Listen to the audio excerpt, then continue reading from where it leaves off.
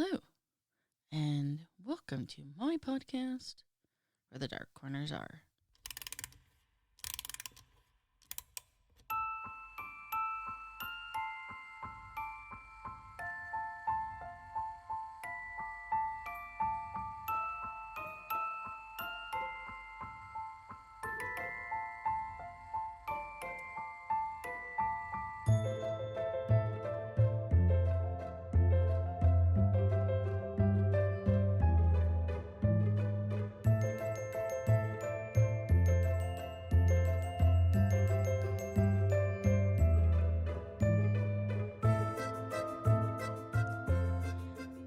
Hello. I am Dina, and I am your Dark Travels hostess.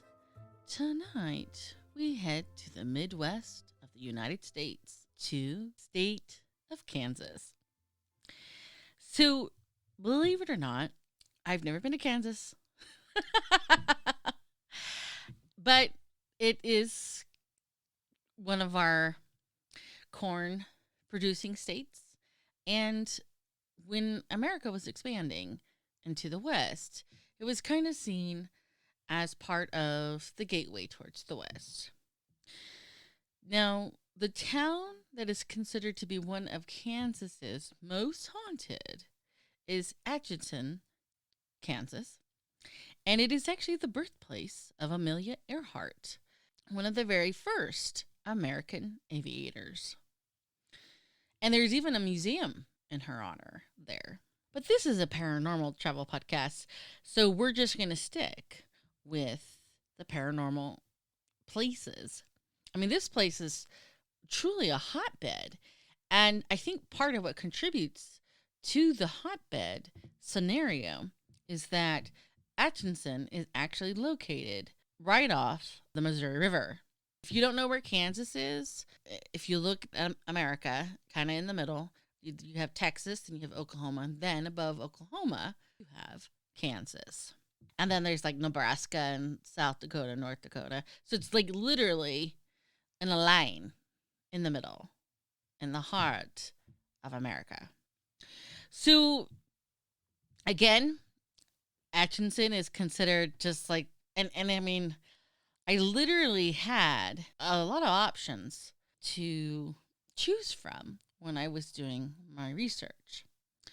So let's get right to it. Our first stop is the Santa Fe Depot. Built in 1880, this depot operated as a freight depot for the Atchison, Topeka, and Santa Fe Railroad. And of course, in its 142-year-old history, it's got a ghost literally hanging around. Well, it's hanging is a bit of a pun here. You see, it is believed that the depot is haunted by a ghost they call Hangman Bill. Old Billy was once a railroad worker back in the day, and apparently when he was alive, he was known for his habit of hanging from the freight that was being loaded on and off the cars. Well, unfortunately, this habit actually got him killed one day when the cable that was carrying one of the loads snapped, dropping both him and the cargo, but crushing him under the cargo. To date, staff have reported the sounds of hearing footsteps from above. The clincher is that this depot does not have a second floor. So basically, they're hearing something or running across above their heads. Now, moving from the train depot, let's talk about Molly's Hollow, or also known as Jackson Park. This haunted hotspot has two very curious versions of what is actually causing the hauntings. This particular area, Hollow Park, we'll begin with the first one.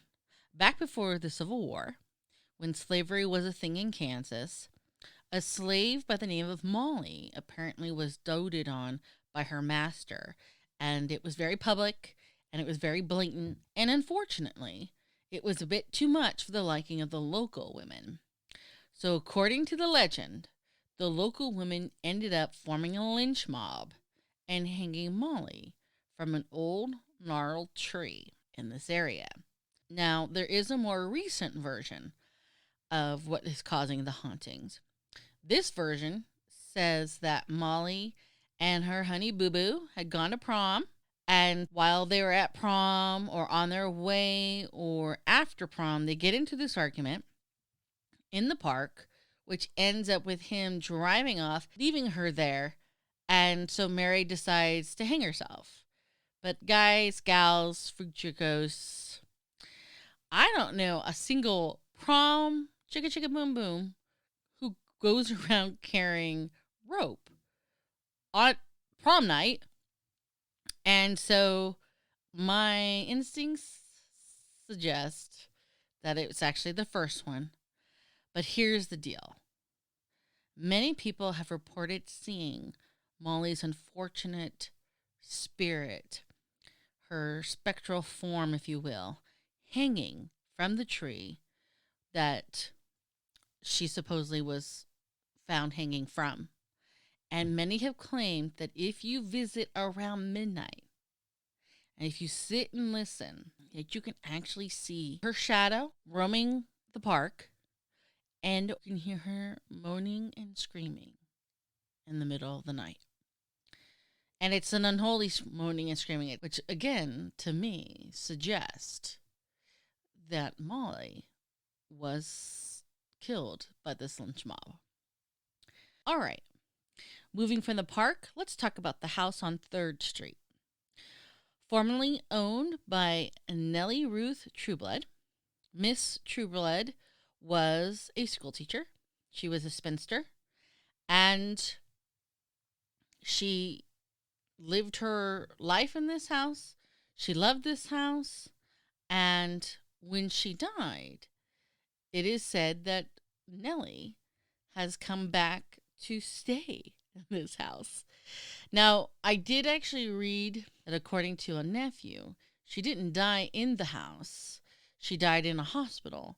But even if that's true, without a doubt, with all these haunting, to me, it does make sense that she would return to the place that she loved the most after she had passed, if she loved the house so much.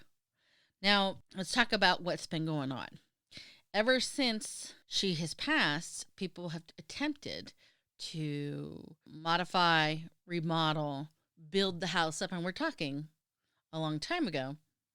And it's been said that when people try to do these modifications, they get greeted by these large shining balls of light. And we're talking these balls have been reported to be anywhere from 18 inches to 24 inches, with just 2 feet big. And it's freaking the construction crew out. They're like, what the fuck is this? I don't even know. And so this is how she's managed to prevent anyone from doing any work on her home. The other thing is that a previous owner had supposedly saw that a fire had erupted on its own accord, and the fire was like super large, and they called the fire department. But when the fire department arrived, there was actually no evidence of there ever being a fire in the first place. So she's just like this ball of light going, no, no, no, no, not in my house, fuckers. And she has managed to scare away the construction crews that are trying to remodel her home. Okay, so let's talk about houses since we're on the topic. Let's talk about the McInerney Villa. Built in 1889, the McInerney Villa is considered to be a stately Victorian-style home. And I actually love Victorian-style homes. When I win the lottery, and that will happen, hopefully soon, I actually kind of like the San Francisco Victorian-style houses, personally. But anyhow, back to the story. The owner of the McInerney Villa was a gentleman by the name of John McIntyre, no surprise there, who was an Irish immigrant and businessman. John initially came to America on his own. He was a young kid, and eventually he made his way to Kansas, where he started a small shop in Atchison. And this shop was to manufacture harnesses and saddles. Remember, I said Kansas was considered the gateway to the West, and the United States was expanding. So, and the fastest mode of transportation, of course, were horses.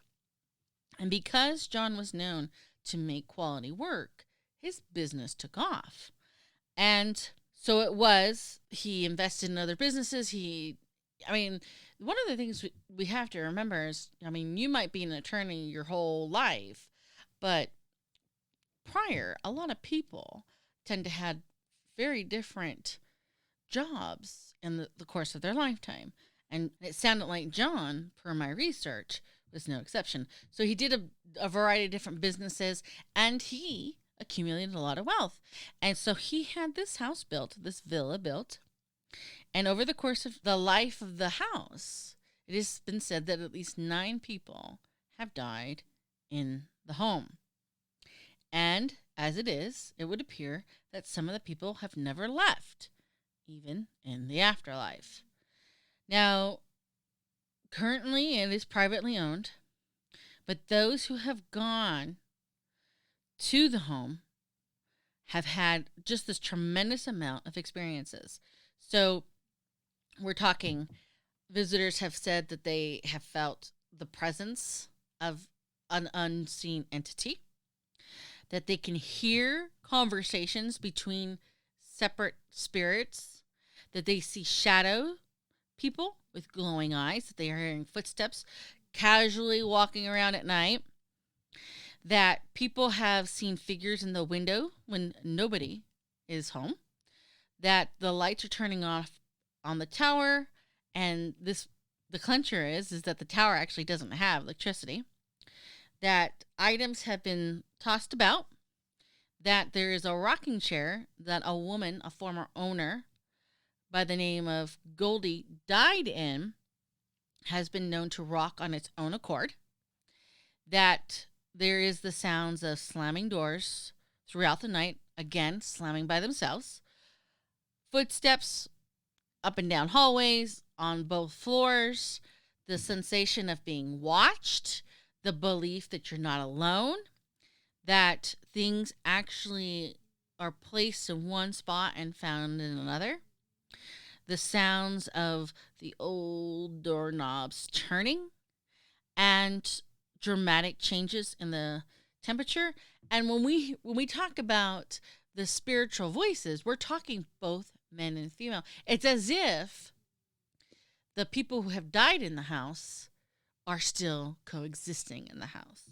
Of course, there's the smells of perfume and cigarettes. And there's one particular door upstairs that likes to open on its own. And again, the shadow entity likes to make itself known. Now, getting back to the rocking chair and Goldie, her real name was actually Isabel Altus. And she's actually been signaled out to be one of the most prevalent entities in the home. She was a former professional violinist, and it's said that the rocking chair that rocks is actually the same chair that she took her own life in. Now, as I said before, it's currently owned privately, but the owners have opened the doors to ghost investigations. And if you go to their website, you can actually sign up to investigate. And that's cool beans. I if I go to Atchison, Kansas, this is where I'm going. This place sounds like you will have experiences after experience after experience. And the thing is that I do know, based on reading the information, that the owners have cameras in the house so they can actually see these things happening. But so with all these investigations, one of the things that they've kind of come back to is that Goldie, she's kind of been given the task of being a witch. And it's believed that she seen wearing black. They believe that she's the figure in one of the windows. And it's almost kind of gives me, did you guys ever see the Woman in Black vibes? in the research that I've done with the rocking chair rocking women in black, it's the mother and she's all pissed off about the kid. Well, that's the vibes that I get. I mean, I'm getting chills just even thinking about this and speaking this out loud.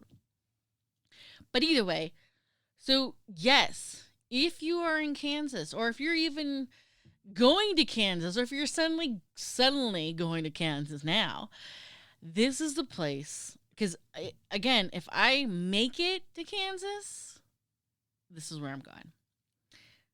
Look at their website, sign up, get your gear, and I know you know what to get, because we've had this episode, and head over to this villa, because goddamn, try and get Goldie on video.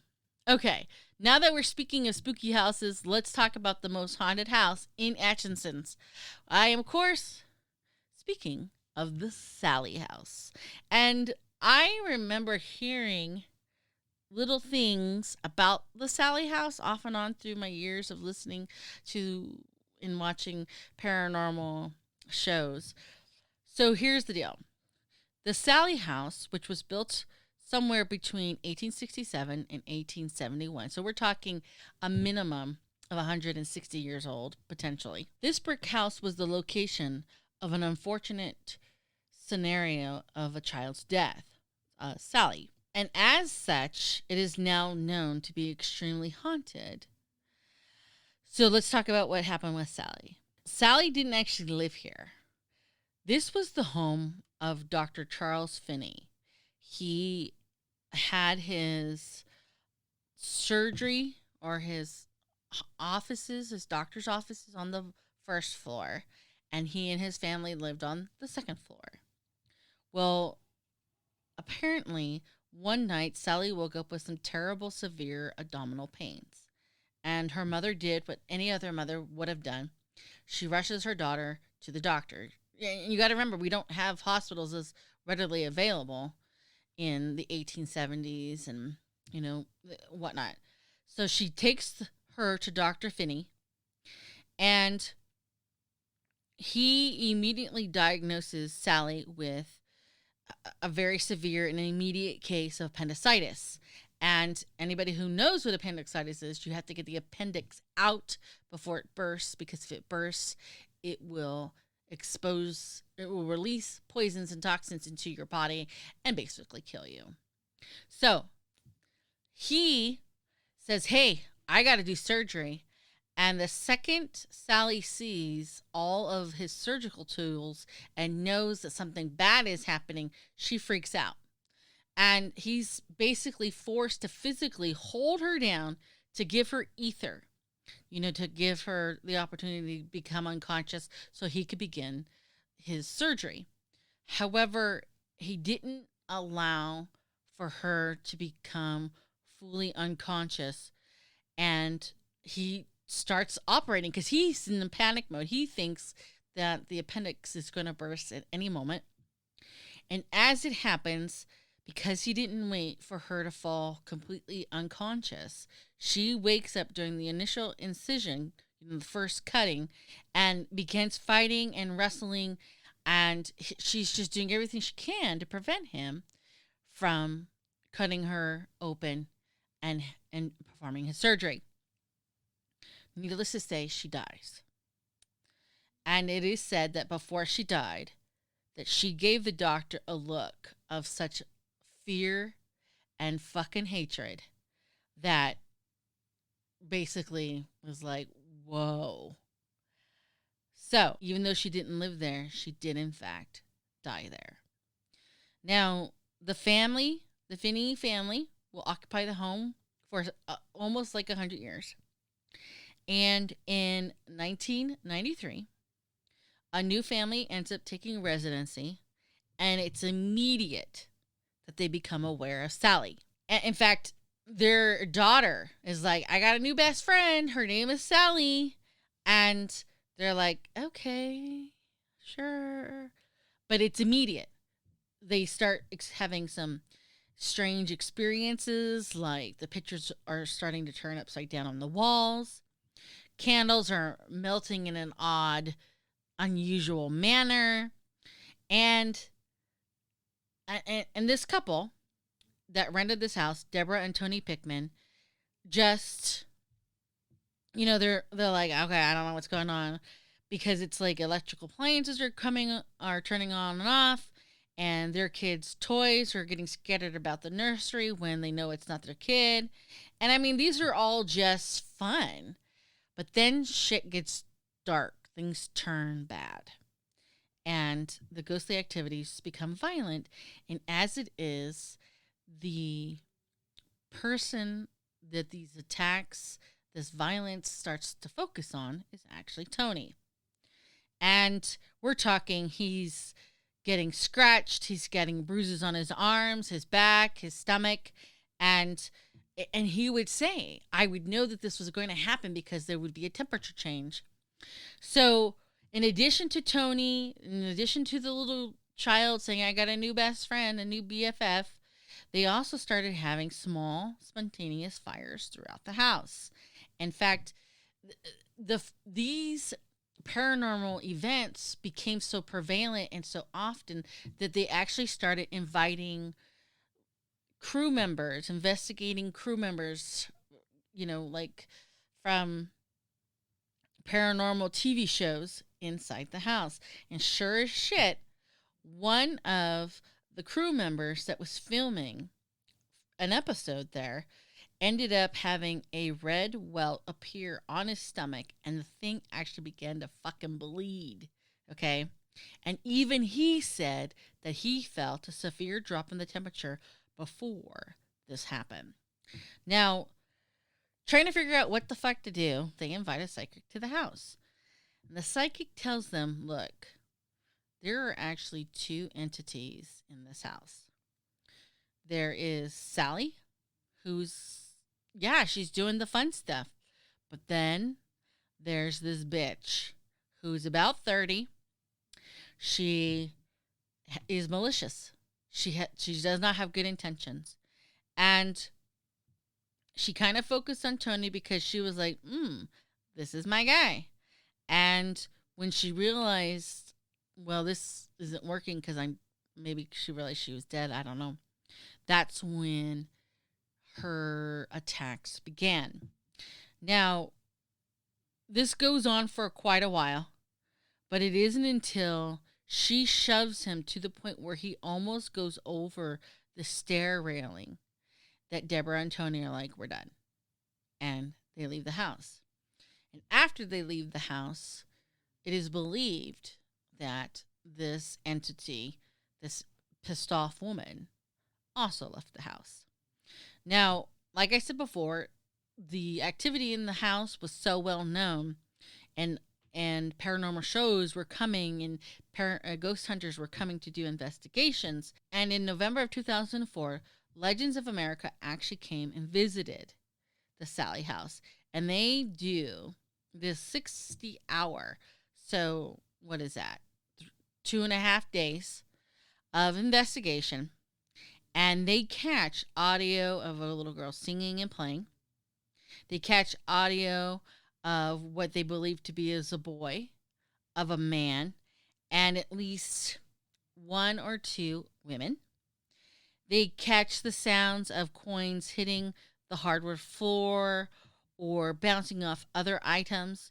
They hear footsteps, thumps, growls, whispers. And there's even voices that are recorded as if the voices are interacting with the live people speaking. So it might have been that when Tony left, she was like, I am dead and I got to move on. But it does seem that Sally is still hanging around. Now, you can actually visit the Sally house. It is, like I said, considered to be the most haunted house in Atchison, Kansas. And it's a museum. You can go and check it out. And again, I would definitely recommend it. And again, I honestly think part of the fact that it's next to a body of water is feeding these paranormal activities. I think water is a source of an energy source that helps funnel this, and I do think it's real. Now, I want to talk briefly about Round Mountain Cemetery. This is actually not in Atchison's. It's in Cummings, which is about 12 miles, 10 minutes away, drive-wise. And it was kind of weird because it's like they believe that the ghost of a witch, so speaking of bad women, in theory, haunts the Round Mound Cemetery. And they say that even though it's on top of a hill, which is the perfect spot for crosswinds, the wind never blows there. And more importantly, in the late, dark part of the night, they say that the dead is known to scream from their graves.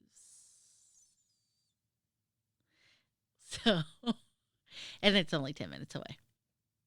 Okay. Last place that I want to talk about. This is one actually not out in Atchison's. It's actually 55 miles away. Just over an hour to get there. And to be honest with you, my thing about cemeteries, guys, gals, future ghosts, you know it. If I didn't mention the Stoll Cemetery scenario, I should be ashamed of myself. Okay, so let's talk about the Stoll Cemetery. This cemetery was established around the 1850s. There was a church that was built there. It was a wooden church. The church was named Evangelical Emmanuel Church, and it is said that both the church and the cemetery is haunted. So let's talk about this, please. And again, is there truth to rumors? I don't know. But there are rumors that witches and other occult groups still lurk the grounds to perform dark rituals. There is a belief that a gnarled pine tree was once used to hang witches on the premise. Now, this pine tree was struck by lightning and had to be cut down, but they would hang witches from it. And since then, I think it's believed that this place is associated with Satan and witches. And in one particular part of this rumor is that Satan and one of his brujas, one of his witches bitches, he was involved sexually. He was in love, and they made a child. This child was a deformed son, and it said that the child takes the form of a werewolf. So we have Satan, we have witches, we have werewolves, and they all come together, supposedly, on Hallows Eve, Halloween, and the spring equinox. And it is said that the gates to hell open up as a staircase. It reveals itself, and if you find it, you have the opportunity to take the stairs down to hell. So yeah, it said that the stairs to hell, the gates open up. Let's do this. Whoop, whoop. Satan's having a party. And if you're not eaten by the werewolf, you just might live to tell about it. And it is said that the child hangs around in the surrounding woods and comes to visit mommy and daddy during this spring equinox and Halloween. And if that's not enough, there's a trail, a long forgotten trail named the Devil's Road, where a man supposedly accidentally, I'm not sure how you do this, set his own son on fire, killing him. Another man was supposedly found hanging from the tree by the side of the road on this trail. Now, I don't really know how these rumors got started, but here's the deal. These things circulated. as early as the 1970s. In fact, on March 20th, which my assumption is at this point in time was spring equinox at that time, more than 150 people got together and waited in the cemetery on March 20th, 1978, and they waited for the arrival of Satan, but nothing happened. And despite this, even though nothing happened, the rumors kept spreading and spreading and spreading. And over the years, the cops started showing up, going, no, get out, get out, get out. Even started handing out tickets to people, but that didn't stop. And so, again, the rumors kept spreading and people kept showing up to both Halloween and the spring equinox. And finally, the cops decided to just work with the crowd until, like, the owner showed up and was like, everyone gets to get the fuck out. Because sometimes, as odd as it sounds, cemeteries can be privately owned. But then, on March 29th, 2002, the old church that once was on the property gets mysteriously demolished. And the man who claims to own, at least be a partial owner, a man by the name of Major Weiss, said he did not authorize that the abandoned church, the former Emmanuel church, to be destroyed. And people who lived by didn't even realize that the church was destroyed. But sure enough, for some magical reason, the church gets destroyed. And it's like, whoa, that's not strange. So again, it just fuels into the whole weird shit that's going on here. But again, is it just speculation or is it real fact? Because I did do some research, and again, it just seems more like it's an idea. Satan, witches, and werewolves, but no actual proof. But then, here's a question for you. If you met Satan and survived, do you think he would let you remember that? I doubt it. Okay, getting back to Atchison's, again, this place is live with ghosts, jumping with ghosts. I literally had my pick. There was a theater that was haunted. There was a couple other houses that were mentioned, but we'll just have to save those for another day. In fact, I even came across the Atchison's Daily Globe. The newspaper place is haunted, supposedly. It's haunted by a deceased newspaper editor who died under mysterious circumstances. And now people hear the back door, even though it may be locked, likes to open and close on its own accord. So Atchison is hopping everywhere with ghosts, just hanging around. All right, that is what I have for you tonight on The Business. Facebook. I have a Facebook page, and if you are curious or interested and would like to join, send me a request. But in the meantime, if you have a place that you would someday like to join, if you would like to someday just to not investigate, but research and promote, or a haunted house that you'd like us to delve into, send me a request at wherethedarkcornersare at gmail.com. Sorry, totally spaced that. But in the meantime, please remember, only the few can find the beauty in the darkness, which is why we hope to meet you where the dark corners are.